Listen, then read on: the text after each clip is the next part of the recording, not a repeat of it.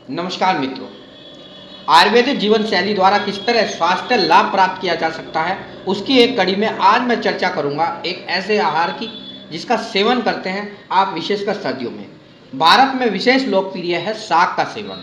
साग का नाम और सर्दियों के सीजन के साथ इसका एक विशेष लगाव रहता है। सभी प्रकार के साग में बहुत अच्छे गुणकारी तत्व होते हैं और यहाँ तक कि आयुर्वेद के मत के अनुसार सभी साग दीपनीय होते हैं, पाचनीय होते हैं और ग्राही होते हैं।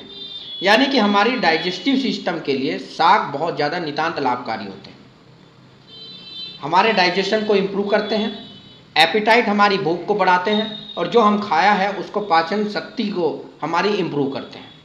यहाँ तक कि साग में फाइबर कैपेसिटी बहुत ज़्यादा होती है, आयरन और विटामिन ए की कमी को दूर करते हैं और इस तरह साग कहीं ना कहीं हमारे स्वास्थ्य के प्रति लाभप्रद रहते हैं।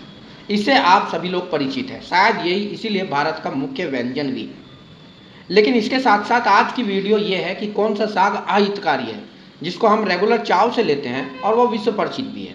मित्रों, आज मैं बात कर रहा हूँ अमूमन जहाँ तक है हम पालक, तीन पत्तियाँ, चने, मूली के पत्ते, सरसों, बथुआ और कलांडी नाम से एक बिच्छू बूटी होती है जो विशेषकर उत्तराखंड और हिमाचल प्रदेश में पाई जाती है, जिसमें पत्ती और तने दोनों पे कांटे होते हैं और अगर ये टच कर जाए तो समझ लीजिए बिच्छू की तरह डंक लग गया, ऐसा प्रतीत होता है, इसलिए इसे बिच्छू बटी कहते हैं।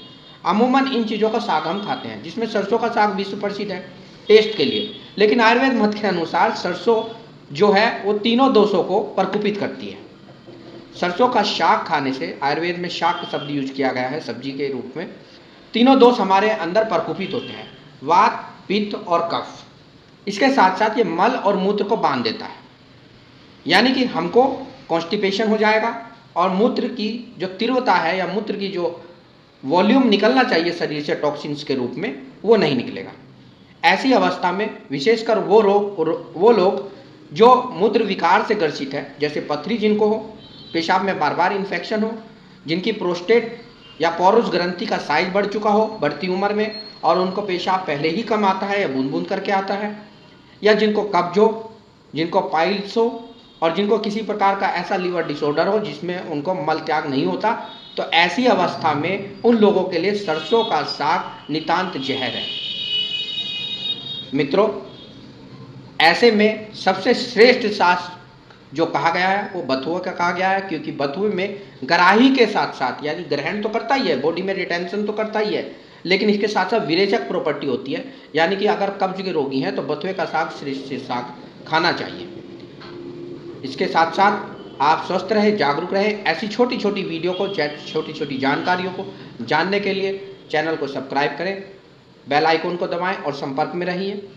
मेरा सरसों का साग का त्याग कर दीजिए। सरसों का साग एक निंदनीय साग है क्योंकि ये तीनों दोषों को प्रकोपित करता है और मल और मूत्र को बांधता है।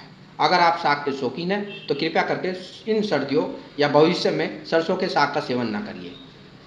स्वस्थ रहिए, जागरूक रहिए। धन्यवाद।